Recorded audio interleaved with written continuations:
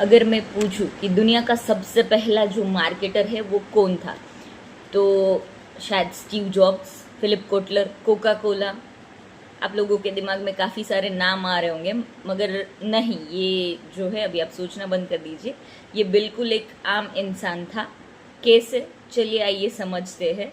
सो hi guys, नमस्कार। मैं हूं कृष्णा और आप देख रहे हैं कृष्णा डिजिटल मार्केटिंग एकेडमी। पिछले एपिसोड में हमने देखा कि मार्केट शब्द जो है आया कहाँ से, मार्केटिंग की नींव जो है वो रखी गई कहाँ से। सो अब एक मिथ के ऊपर अपने जाते हैं कि जैसे मैंने बोला कि वो एक आम इंसान था जिसने जो है वो मार्केटिंग की शुरुआत की। बिल्कुल। अब इसमें हम किसी एक इंसान का नाम नहीं ले सकते क्योंकि पूरी जनरेशन बाई जनरेशन ये चीज़ें चली।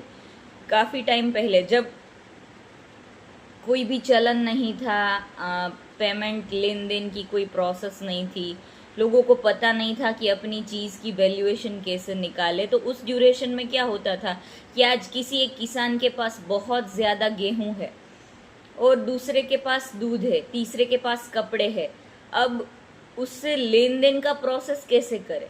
तो वहाँ से शुरू हुई मार्केटिंग की ये प्रोसेस, अपनी चीज़ की वैल्यूएशन को बढ़ा के उसकी गुणवत्ता को, क्वालिटी को, उसकी क्वांटिटी बेस सारी चीज़ें समझा के उसने ये प्रोसेस सेट की कि तुम्हें मेरे गेहूं क्यों लेने चाहिए, उसकी क्या खासियत है, किस तरीके से और कितने तोल भाव में लेने चाहिए, और तुम्हें मुझे वो दूध जो है वो क्यों देना चाहिए। तो वहाँ पे शुरू हुआ वैल्यू कम्युनिकेशन।